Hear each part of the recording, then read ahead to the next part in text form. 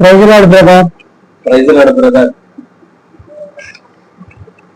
మనం లాస్ట్ గా చేసిన వీడియో ఒక్క చూపు జీవితాంత ప్రభావము అనే వీడియో చేసాం కదా బ్రదర్. దాని రెస్పాన్స్ ఎలా ఉంది బ్రదర్? ఎలా కామెంట్ సెక్షన్ లో కానీ ఏదైనా మాట్లాడారా ఎవరన్నా దాని గురించి, వీడియో గురించి? దేవుని మహాకృపను బట్టి కొంతమంది కాల్ చేశారు, కామెంట్ సెక్షన్ లో కొంతమంది రాశారు, తర్వాత చాలా మంది కూడా మా చుట్టుపక్కల ఉన్న వారు కూడా చెప్పారు ఆ వీడియో చాలా బాగుంది, దీన్ని ఇలాగే కంటిన్యూ చేయమని. దేవుని మహాకృపను బట్టి బాగుంది బ్రదర్. మనం కూడా కోరుకునేది వేల మందికి రీచ్ అవ్వాలను, ఎంతో మందికి రీచ్ అవ్వాలని ఆశ కాదులేని, ఒకవేళ దేవుడు అనేక మందికి రీచ్ అయినట్లుగా చేసినా కూడా సంతోషమే. కానీ దారి తప్పిన ఎవరైతే ఉన్నారో వారు ఒక్కరు ఆ వీడియో చూసి వారి మనసు మార్చుకొని దేవుని వైపు మళ్ళుకుంటే మనం పడిన ప్రయాసకు చాలు బ్రదర్. అదే అంటారు కదా, ప్రభునందు పడిన ప్రయాస వ్యర్థం కాదని. ఆ వ్యర్థము కాకుండా, ఆ ప్రయాస అనేది వ్యర్థం కాకుండా ఉండాలనేది నా ఆశ. కానీ యవనస్తులే బ్రదర్, ఏమైంది బ్రదర్? బైబిల్ గ్రంథం మందు యవనస్తుల్ని దేవుడు ఎంత ప్రేమిస్తున్నాడో రాసింది. యవన కాలం మందు దేవుని కాడు మోయిట నరుడికి మేలని, యవన కాలం మందు పుట్టినవారు భగవంతుని చేతిలో బాణం వంటి వారని ఎన్నో అద్భుతమైన వచనాలు యవనస్తుల్ని దేవుడు ప్రేమిస్తున్నట్టు రాసింది బ్రదర్. దానికి ఏమైందంటారు? మీరు చెప్పింది నిజమే కానీ బ్రదర్, నాకు తెలిసిన ఒక బ్రదర్ ఉన్నాడు. ఆ బ్రదర్ స్కూల్లో బాగా లీడ్ చేశాడు, క్లాస్ లో ఫస్ట్ వచ్చేవాడు. బట్ ఏమైందంటే కాలేజీలో ఎప్పుడైతే ఎంటర్ అయ్యాడో చెడు స్నేహాలకి బానిసయ్యాడు బ్రదర్. బైబిల్లో కూడా ఉంది కదా, దుష్ట సాంగత్యం మంచి నడవడికని చెడుకుని అని. ఆ చిన్న చిన్న వ్యసనాలకి లోనయ్యాడు బ్రదర్. ఆ వ్యసనాలు ఎంతగా దారి తీసిందంటే డ్రగ్స్ కూడా బానిసయ్యాడు బ్రదర్. డ్రగ్సా? అవును బ్రదర్.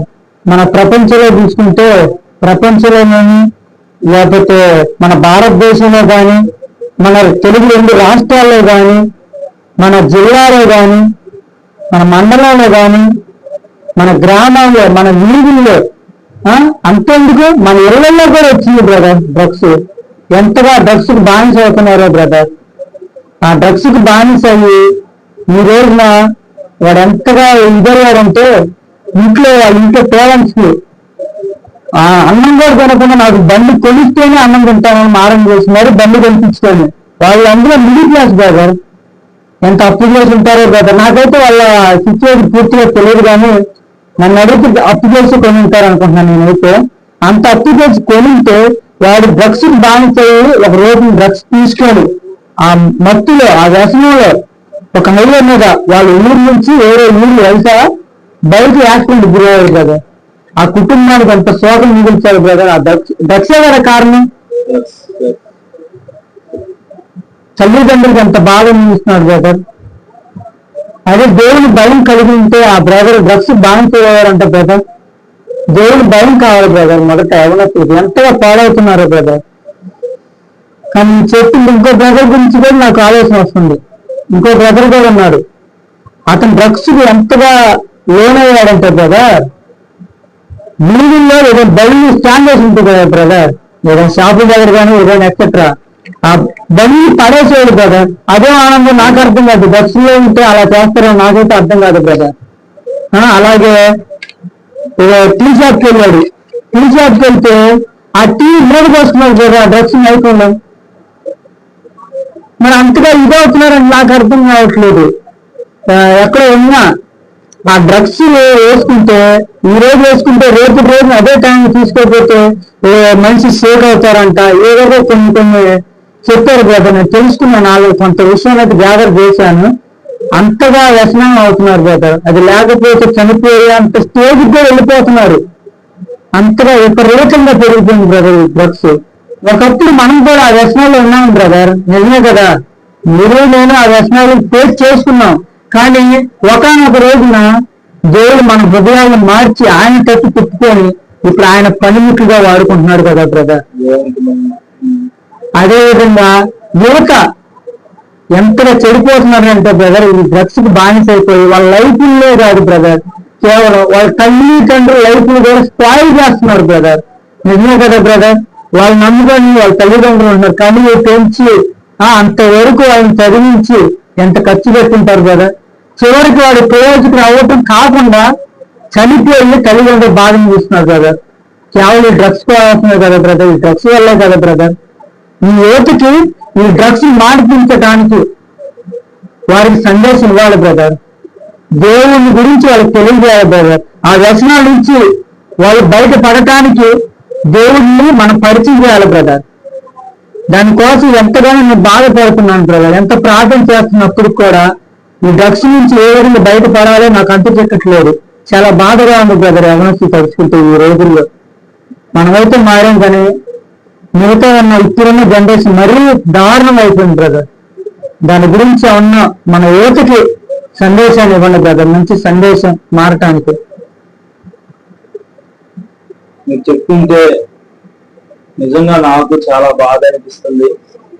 ఈ యవనస్తులకి ఖచ్చితంగా మనం ఉన్నది అందుకే కాబట్టి ఒక 5 పాయింట్లు నేను మీతో చర్చించడానికి, ఎవరైతే ఇలాంటి బంధకాల్లో ఉన్నారో వాళ్ళకి విడుదల కలగడానికి ఒక 5 పాయింట్లు నేను ప్రాముఖ్యంగా చూపిస్తాను కదా. మొదటిగా, ఎప్పుడైతే ఈ వ్యసనాలకు బానిసయ్యారో, ఈ డ్రగ్స్ కు బానిసయ్యారో వారు ఒకటి గమనించాలి. క్రీస్తు నందుని ఎడల వాడు నూతన సృష్టి అవుతాడు. ఇదిగో పాటలు గతించును, క్రొత్త వాయును అన్నట్టుగా ఎప్పుడైతే క్రీస్తుని మన జీవితంలోకి ఆహ్వానిస్తామో, ఎవరైతే ఈ వ్యసనాల్లో ఉన్నవారు క్రీస్తుని ఎప్పుడైతే ఆహ్వానిస్తారో వారి జీవితంలోకి, అప్పుడు వారి పాత జీవితము, నూత జీవితము అంతా కూడా సమాధి చేయబడి కొత్తగా వారు జన్మిస్తారు అని నేను అంటాను కదా. అయితే మొదటిగా ఈ వ్యసనాలకు బానిసైన వాడు, ఈ డ్రగ్స్ కి బానిసైన వాడు మొదటిగా వచ్చే క్వశ్చన్ ఒకటే, నన్ను కూడా దేవుడు ప్రేమిస్తాడా, నన్ను కూడా దేవుడు ఇష్టపడతాడా? ఎందుకంటే ఈ సమాజం వారు, నా జనాంగము, నా తోటి ఉన్న బంధువులు, నా స్నేహితులు నేను ఇంత భయంకరంగా డ్రగ్స్ తీసుకుంటున్నాను కదా, నన్ను వాళ్ళు నా చుట్టుపక్కల కూడా వారు కూర్చోవట్లేదు, నన్ను ఆహ్వానించట్లేదు, నన్ను కనీసం తీసుకోవట్లేదు అని తను ఎంతో బాధపడతా ఉంటాడు, మదన పడతా ఉంటాడు. మీరు ఇందాక అన్నారు కదా, ఆ డ్రగ్స్ తీసుకుంటే, ఈ రోజు ఆ డ్రగ్ తీసుకుంటే మరుసటి రోజు అదే డ్రగ్ ఆ టయానికి పడకపోతే వాడి బాడీ షేక్ అయిపోయి వాడు ఏం చేస్తున్నాడో వాడికి అర్థం కాక వాడు భయంకరంగా వాడు కొట్టుకుంటూ చివరికి వాడి ప్రాణం తీసుకోవడానికి కూడా వెనకాడేవాడు. అంత భయంకరమైన పరిస్థితి ఈనాడు యువతలో కనపడతా ఉంది. అయితే బ్రదర్, మనం ఏం చేయాలంటే, క్రీస్తు యేసు నందుంటే మనం క్రొత్త అవుతాం, కొత్తవాడిగా మార్చబడతాం, నూతన సృష్టి అవుతాం. అయితే దేవుడు మనల్ని యాక్సెప్ట్ చేస్తాడా అంటే, దేవుడు తప్పకుండా యాక్సెప్ట్ చేస్తాడు. ఎందుకంటే దేవుడు ఈ లోకానికి వచ్చిందే అందుకు. ఎందుకంటే దేవుడు పాపులను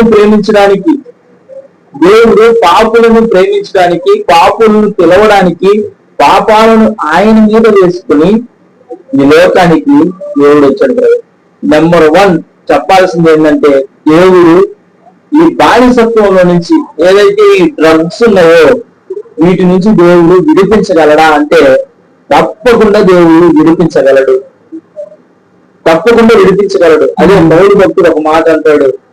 ఆ మాట ఏంటంటే, నన్ను బలపరచు అని అందే నేను సమస్తము చేయగలను అని. యేసుక్రీస్తుని మనం ఎప్పుడైతే మనం కలిగి ఉంటామో అప్పుడు ఈ వ్యసనాన్ని మనం జయించగలుగుతాం.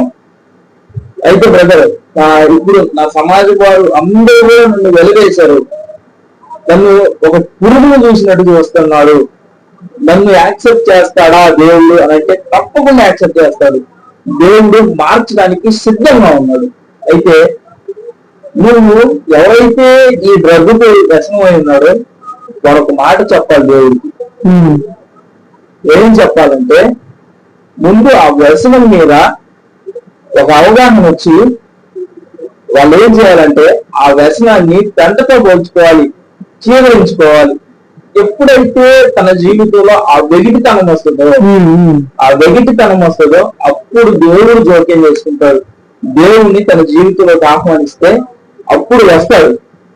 దేవుని దగ్గరికి దేవుని దగ్గరికి వెళ్ళి, ప్రభువా ఇదిగో నువ్వు నాకు చేస్తానంటున్నావు కదా, ఈ లోకం అందరు నన్ను విడిచిపెట్టారు, నన్ను అందరూ త్రోసివేశారు, అయ్యా నువ్వు తప్పితే నాకు ఇంకో దిక్కు లేదు అని ఒక్క మాట అడిగి, నువ్వు గాని ఆ వ్యక్తి గాని ఆ డబ్బు తీసుకున్న వ్యక్తి గాని దేవుణ్ణి ఒక్కసారి అడిగితే ఖచ్చితంగా దేవుడు తన మొర వింటాడు కదా. ఎందుకంటే రోగికే డాక్టర్ కావాలి, అర్థమైందా? రోగికే డాక్టర్ కావాలి. మన దేవుడు డాక్టరు, పరమ వైద్యుడు ఆయన, వైద్యులకే వైద్యుడు ఆయన.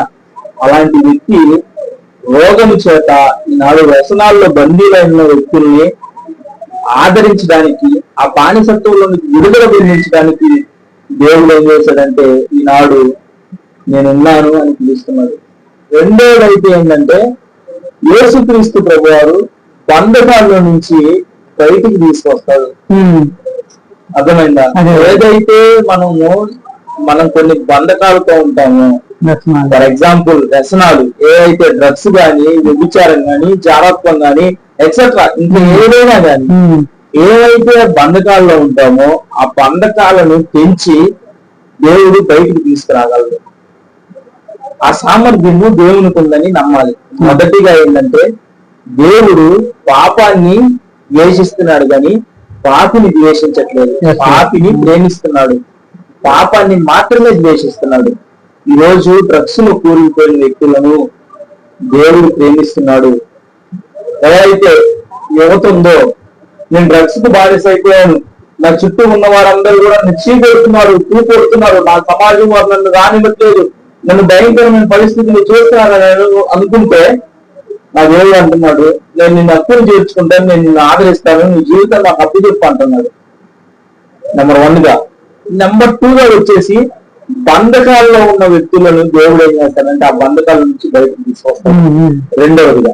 మూడవది ఏంటంటే బ్రదర్, దేవుడు జీవితాలను మార్చగలడు. బ్రదర్, మీకు సౌలు గురించి తెలిసి ఉంటది.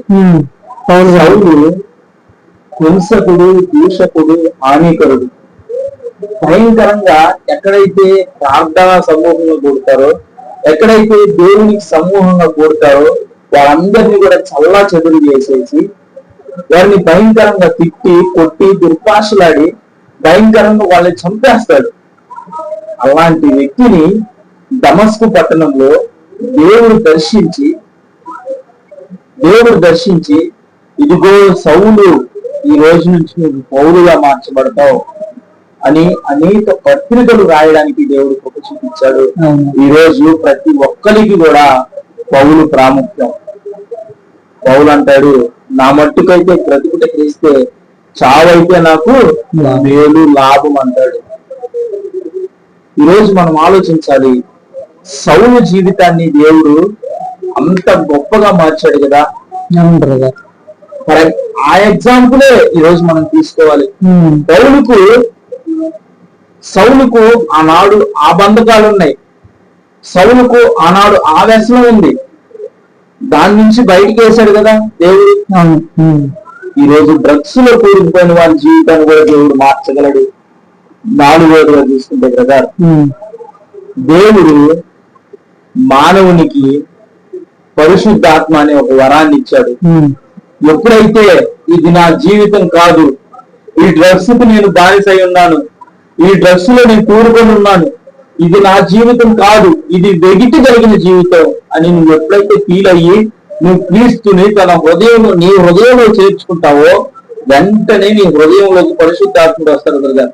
అందుకే వాక్యం అంటుంది, పరిశుద్ధాత్ముడు ఎక్కడో ఉండడు, నీతో ఉంటాడు, నీలో ఉంటాడు, మనలో ఉంటాడు, మనతో ఉంటాడు కదా. ఎప్పుడైతే నువ్వు మారు మనసు పొందుతావో, డ్రగ్స్ లో ఉన్న వ్యక్తులు ఎప్పుడైతే నా దేవుడే సంతరక్షకుడని నువ్వు మారు మనసు పొందుతావో, అప్పుడు ఖచ్చితంగా దేవుడు నీ హృదయంలోకి వచ్చి కార్యం చేస్తాడు, పరిశుద్ధాత్మ అనే వరాన్ని ఇస్తాడు. లాస్ట్ గా బ్రదర్, ఎప్పుడైతే మనము ఆ పరిశుద్ధాత్మ వరము పొందుతుంటామో అప్పుడు విరిగి నలిగిన హృదయం మనకు వస్తుంది బ్రదర్. దేవుని వాక్యం అంటది, విరిగి నలిగిన హృదయము నాకు ఇష్టము అని వాక్యములో ఉంటుంది బ్రదర్. మీరు గమనించాలి, ఎప్పుడైతే పరిశుద్ధాత్మ అనే ఒక వరాన్ని మనం కలిగి ఉంటామో అప్పుడు మనలోకి విరిగి నలిగిన హృదయం వస్తుంది. అప్పుడు విరిగి నలిగిన హృదయం మనలోనికి వచ్చినప్పుడు ఈ పాపల నుంచి బయటికి వస్తాము. ఎప్పుడైతే పరిశుద్ధాత్మ అనే వరం వస్తుందో అప్పుడు మనం ప్రార్థన చేస్తాము. ఎప్పుడైతే పరిశుద్ధాత్మ అనే వరం మనకు వస్తుందో మనం వాక్య ధ్యానం చేస్తాము. ఎప్పుడైతే పరిశుద్ధాత్మ అనే వరం మనకు వస్తుందో అప్పుడు దేవుని మందిరానికి వెళ్తాము. ఎప్పుడైతే పరిశుద్ధాత్మ వరం మనకు వస్తుందో అప్పుడు మనం ప్రార్థన చేయడం మొదలు పెడతాం, వాక్యం చదవడం మొదలు పెడతాం, స్తుతి చేయడం మొదలు పెడతాం, సాక్ష్యాన్ని కాపాడుకుంటాం, అనేక సభల్లో మనం పాల్గొంటాం, ఈ డ్రగ్స్ నుంచి బయటకు వస్తాం. చివరిగా నేను చెప్పేది ఏంటంటే, ఒకటి నువ్వు బాగుపడాలని ఉంటే ఆ డ్రగ్స్ నుంచి బయటికి రావాలని నీకు అనిపిస్తే ఖచ్చితంగా ఒక వ్యక్తి నీకు హెల్ప్ చేస్తాడు.